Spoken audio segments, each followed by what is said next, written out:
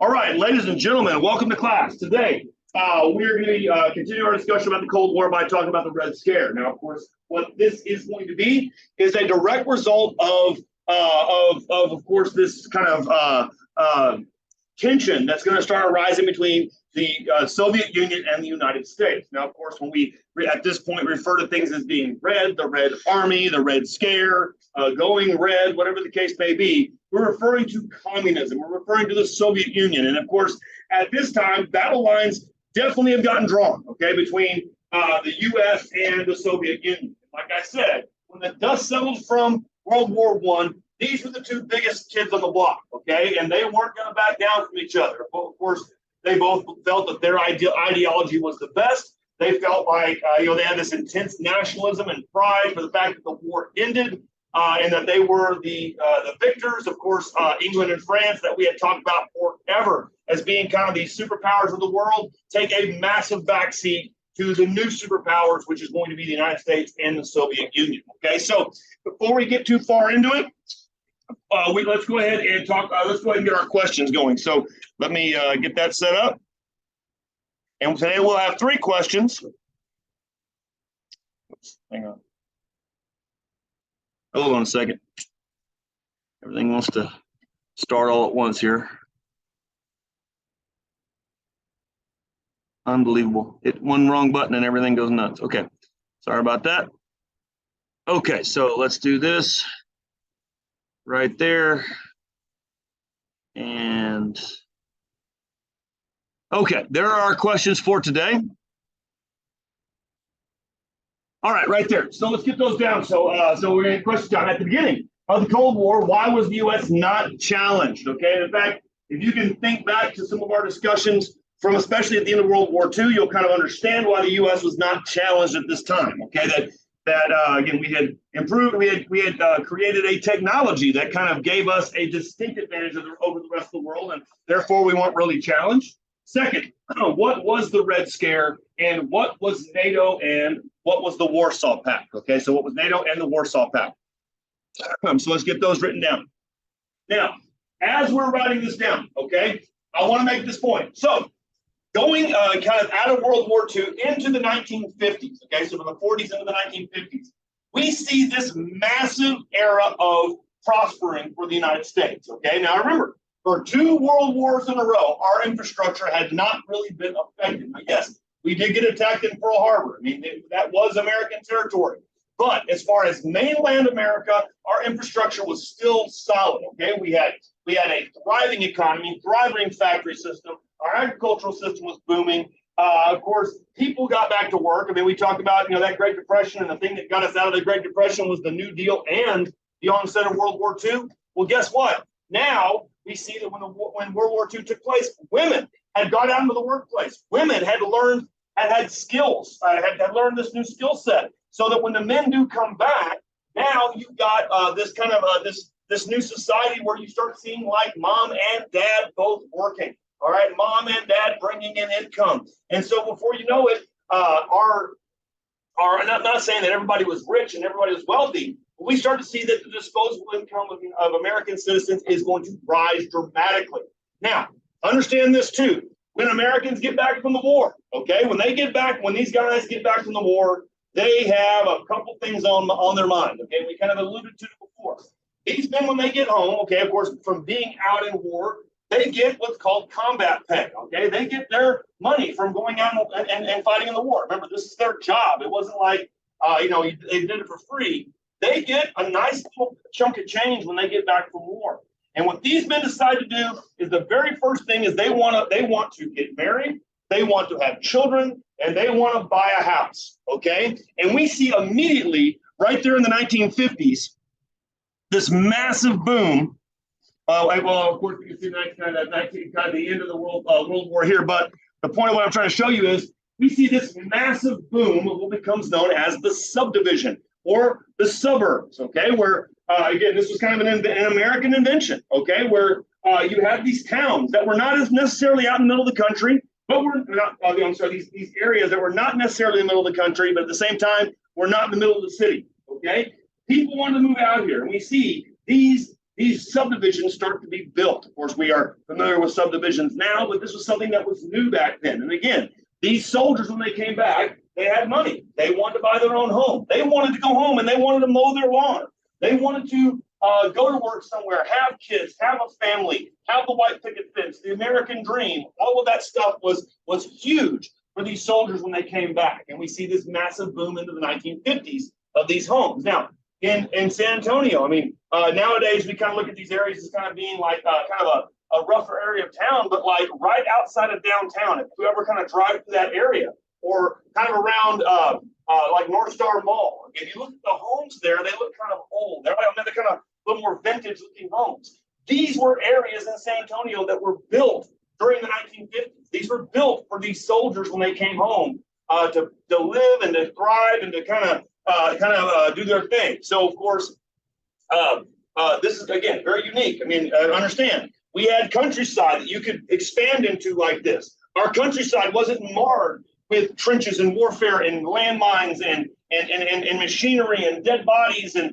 bombs and craters. Our countryside was like this, and we could build these neighborhoods. Okay, so we're going to see that a lot of these towns are going to be starting to build these little, I keep calling them towns, but these little subdivisions start popping up all over America. I mean, in like New Jersey, there was a lot of them. I think it was called Levittown. Okay, where this man named Levitt kind of built these subdivisions, and you better believe people came in and they bought these homes. And of course, before you know it, yes, this was it. People came in and they could walk through, and you got your own little slice of the world. You got your own yard. You've got your own home. You're not sharing an apartment with someone. You're not in an overcrowded city.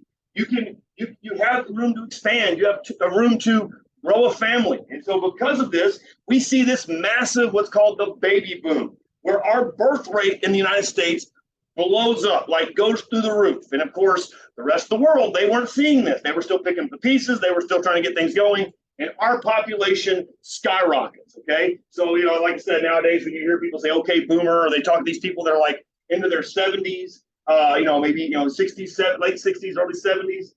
These are these boomers. These are these people that were born around this time. Okay, now let's remember these people. These baby boomers are going to be huge, okay, especially going forward, especially when we start talking about going into the 1960s, okay, when these kids that were born in 1950 whatever, then all of a sudden they're going to be teenagers and into their 20s going into the 1960s. Well, we're going to see this little rebellion against mom and dad when we start talking about the hippie movement and things like that, but we'll get into that stuff later on. Anyway, before you know it, America is going to the suburbs, okay? And of course, you can see here the storage, the movement. People come in, they're buying appliances. I mean, all these things we talked about earlier. I mean, they're buying the now new electric refrigerators. They're buying the electric washing machines, the dishwashers, the dryers, all these things, these appliances and all this stuff, because now our economy is booming so well. The money is flowing. Not seeing this in the rest of the world. We're seeing this in America. And again, this is what's going to keep us up on top. But like I mentioned, our economy was unmatched right now in the world. Even when it came to the Soviet Union, who was kind of the other big kid on the block, their system of communism could not keep up with the consumerism that was happening in America. Okay, the money that was flowing and that was being made.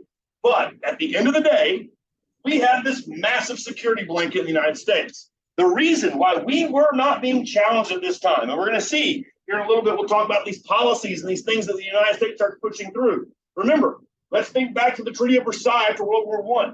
When the U.S. came in and tried to implement things to try to keep the peace, England and France were like, United States, we're not listening to you. You weren't affected by this war. We want vengeance against Germany, let's remember. Nowadays, the U.S. is going to come in the 1950s and say, hey, we need to do X, Y, and Z, and everybody follows along with it. Because guess what? We had the most advanced technology in the world. We had the most devastating weapon in the world, the atomic bomb that we dropped 2 of in Japan. Like I said, if we have Superman on our side, who do you got? Nobody. Well, guess what? Nobody can stand up against Superman. Well, that's what that atomic bomb is. We have the bomb. Nobody else has it. So that way, everybody kind of falls in line with what we want. Now, you might say, wasn't that kind of bullying tactics and that kind of threatening people? Well, not necessarily. I mean, we're trying to push things like democracy and capitalism, things like that. Of course, the Soviets don't necessarily agree, but But at the same time, we got a lot of countries that want to ally with us, that want to be on our side. Because at the same time, if they run into trouble, we might be using that bomb to help them out too. Okay, so again, this all kind of wraps up into this massive prosperity that we see during the 1950s. Okay, that you see here again, this new boom in our economy. Okay, and of course, one of the big things that these guys wanted to get to when they got back is they wanted to buy their own car. So we see the auto industry is going to boom as well. We see massive new innovations when it comes to the automobile. Again, you can see here the more kind of sleek look, the more rounded off edges, these big fins that come off the back. I mean, a lot of these cars that we would consider to be vintage now were all kind of space age and new age and look very futuristic. And of course, this was the other thing that people wanted to buy. After they bought their own homes, they wanted to buy their own car. Okay. We also see, of course, other things start to thrive. Again, our leisure time, our things we do in our spare time.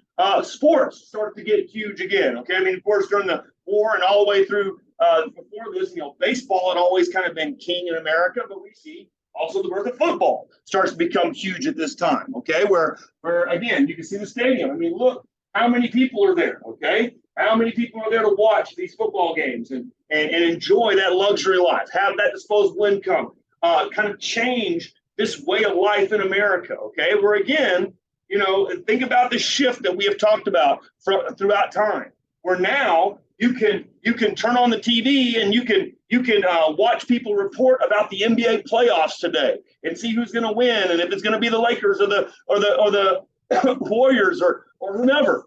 We're not worried about when I leave here today if some barbarian tribe is going to overtake my home. Okay, or if some army is going to come in and attack me or kidnap me at some point today.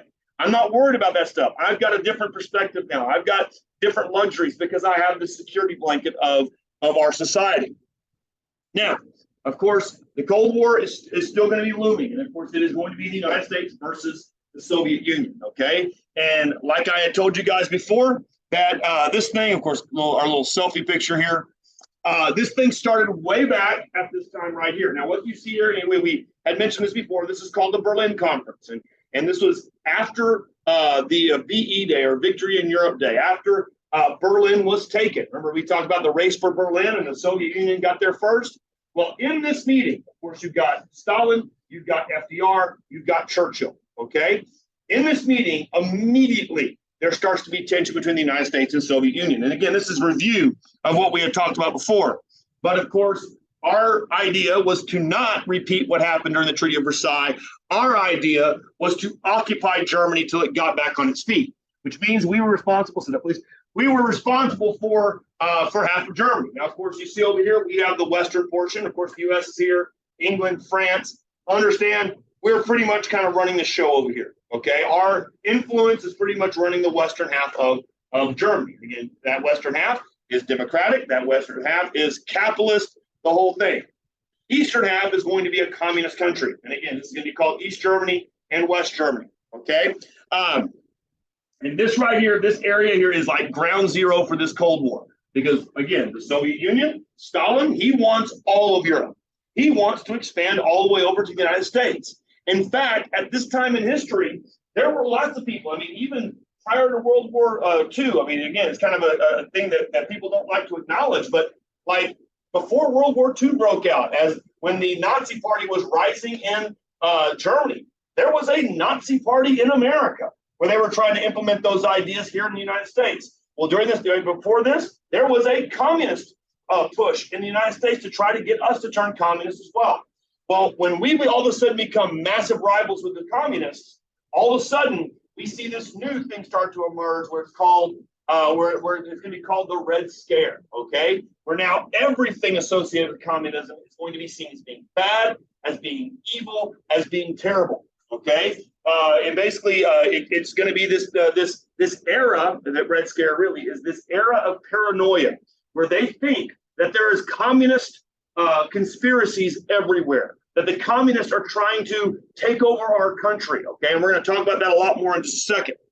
Anyway, we'll get more to the Red Scare in just a moment, but back into this. Now, like we mentioned, not just the country of Germany was split, the city of Berlin was also split into two. And of course, this is kind of a messed up deal because the city of Berlin is inside of East Germany. It's literally in the middle of East Germany, okay? Where it's like having being on an island in the middle of the sea, okay? So let's look up here real quick. I know we're writing down. We'll talk more about the Red Scare in a second. But again, Berlin is out here in the middle of this sea of communism. Well, we needed to support Western Berlin. We needed to make Western Berlin feel like they are not just out there all alone.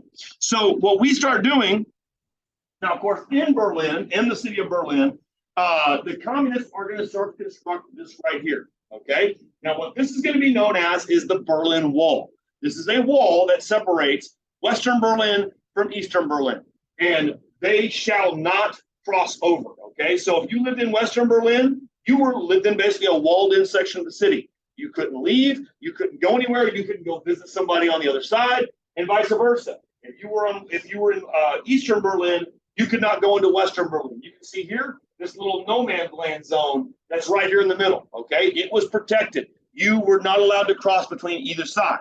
Now this wall that we see right here, the Berlin Wall, became the symbol for the Cold War. Became the symbol of communist oppression. That these people in Western Berlin were stuck.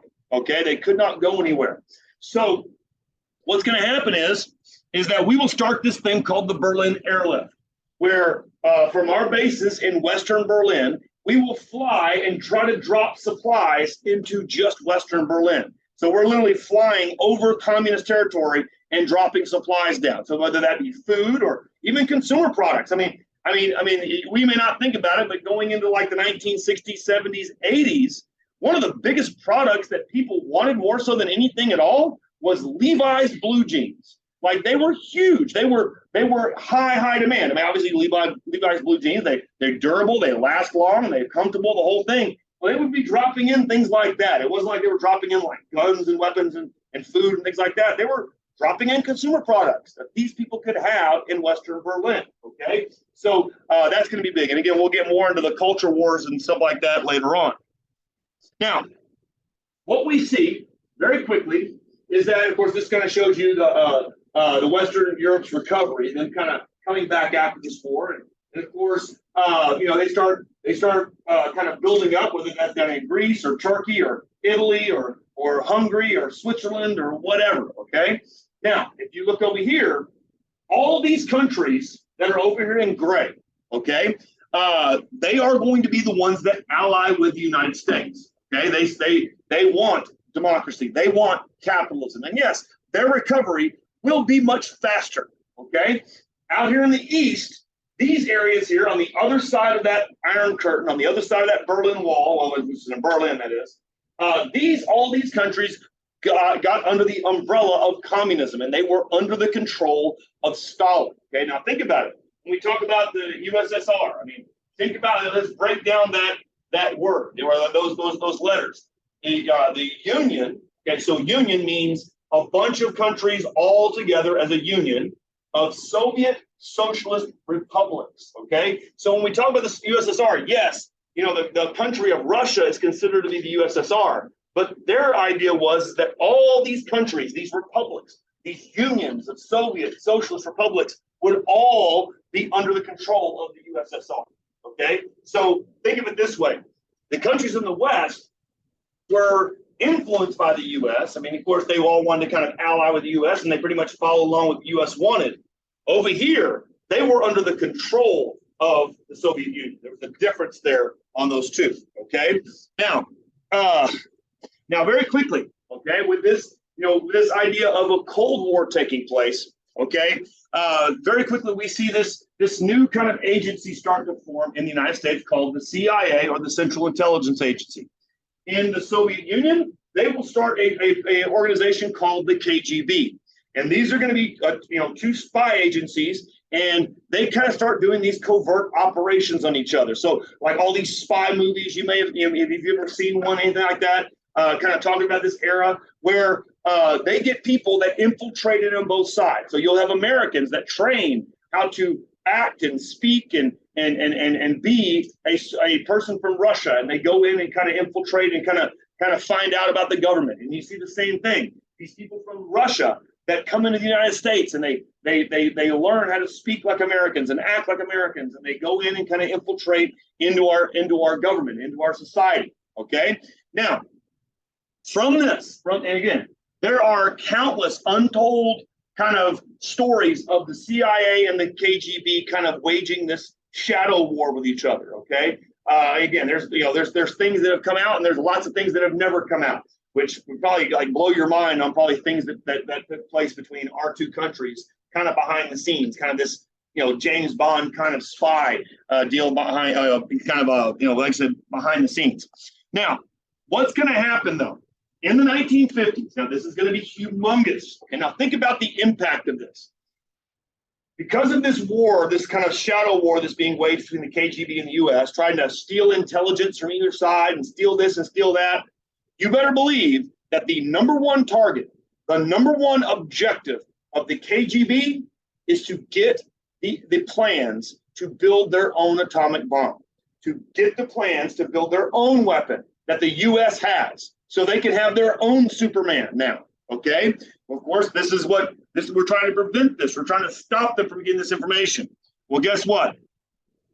Before you know it, the Soviet Union is going to start developing their own atomic bomb. Okay? And this is going to be proven. And of course, the whole time we're denying it. They don't have it. They don't have the technology. They're backwards. They don't know anything. Well, in this Red Scare, all of a sudden on the front page of people's newspapers that next morning when they wake up is this right here. Out in Siberia, out in the middle of nowhere, the Soviet Union tests their own atomic bomb. Okay? They got these plans from us. Their KGB stole them from our government, from our Manhattan Project, our atomic bombs, our atomic weapons industry, and they developed their own atomic weapon. Okay? Now, this changes everything. This makes a massive change in the world. Okay? Because now the Soviets have the same capabilities that we do. Okay? Where we can say, hey, we don't like what you're doing, we can drop a bomb in Moscow and take out everybody. Well, now they can drop a bomb in Washington, D.C. They can drop a bomb in New York City. They can drop a bomb anywhere. Okay? Now our protection, the fact that we're isolated from with the ocean, isolated from all those problems, is now not that big of a deal anymore. Where they could, again, we'll talk about it eventually, but when they can launch a nuclear missile, okay, it doesn't matter if we're an ocean away. Okay, this becomes a very real possibility that we could kill each other very, very quickly. That they have this weapon. Okay, now the Red Scare, like it says here. After the USSR gained the A-bomb, the atomic bomb, the United States became increasingly wary of communism in the United States. And of course, during this Red Scare, you can see this right here, report all suspected communist activities. Well, there's going to be a senator, okay? His name is going to be Joseph McCarthy. And he is going to start having these, what they call the McCarthy hearings, where a lot of people are going to call it a witch hunt, where now, just like we talked way back in the day, if anybody gets accused of communism, they get taken in front of Joseph McCarthy and they get grilled. Now, what's going to happen is a lot of people in our entertainment industry are going to be accused of being communist. Now, there are a lot of them that kind of had talked about or kind of had sympathized with a lot of the communist ways or communist ideas. Well, we see like actors and producers and studio heads and heads of business and heads of get called in front of this McCarthy hearing and basically get kind of ripped, okay, get kind of laid into. All right, now in this McCarthy hearings, and again the big quote from it is, "Have you no decency, sir?" Basically, McCarthy would put anybody in front of him and just start hammering them as if they were guilty. He would just accuse them of everything, whether he had evidence or not. And that was one of the responses from one of the people is, "You have no dignity, sir. I mean, you are basically lambasting me in front of the American people." But we see here, Wisconsin Republican Senator Joseph McCarthy rocketed to public attention in the 1950s with his allegations of hundreds of communists had infiltrated the State Department and other federal agencies. These charges struck a particular responsive note at a time of deepening national anxiety about the spread of world communism. Okay, this was huge because again, they have the bomb now. Okay, and what we start seeing is that yes, they've taken their ideals different than ours. We're afraid of them infiltrating into our country and our country turning that way as well. So of course, this just kind of built or kind of fed on that same paranoia. Okay. Now, because of this, we start to see stuff like this start to become very common. I know you're going to say, what in the world is that? Well, you know how we do like safety drills around here, like lockdown drills and fire drills and bad weather drills? Well, they start having atomic drills. Basically, these ideas of that there may be an atomic test, there may be an atomic bomb drop somewhere in town, and we need to start getting ourselves prepared for it. It's funny, those subdivisions that we talked about before, people start flooding money into building bomb shelters or fallout shelters in their backyard, where you could go underneath, like in this basement underneath, that you could seal off and be protected in case of a nuclear attack or an atomic attack from radiation. Okay, again, these are things that kind of built upon this paranoia. I mean, I remember I was in elementary school in the 1980s. I know I'm old, super old, right? I remember even in the 1980s, we would do stuff like this. I remember, this little duck and cover drill where you go to the corner, put your head down, or you get under your desk. Okay, understand this. If we got attacked by a nuclear atomic weapon, this isn't going to save you. All that's going to do is keep you wrapped up in a nice little ball to get blown up.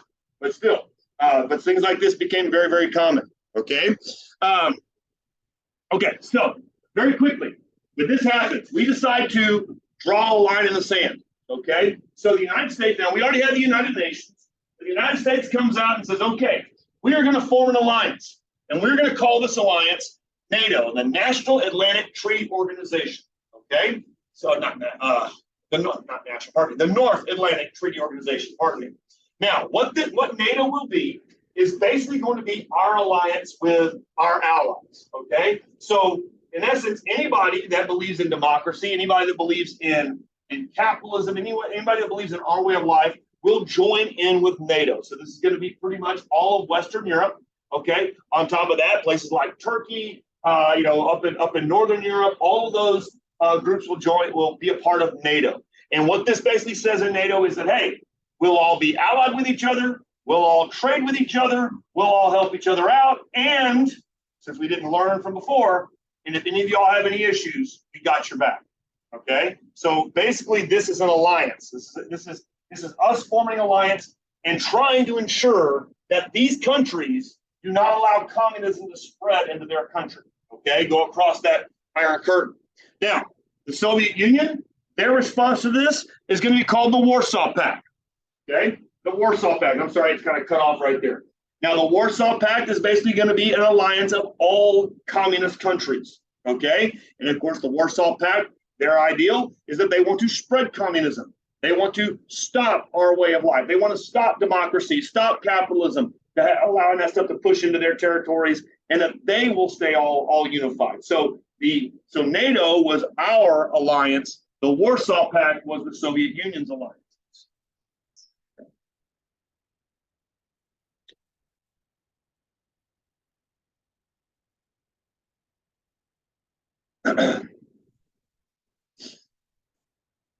Okay. Now, like I had mentioned before, kind of said, and we'll kind of finish with this today.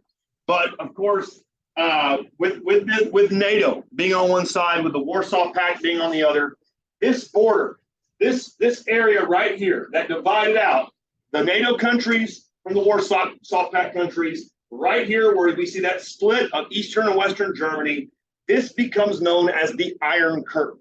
Okay. Now, there was not a physical wall here. There was a wall in Berlin, the city of Berlin, but there's not like a physical wall here. But you better believe this was a border. And we had armies, we had our soldiers at this border defending it.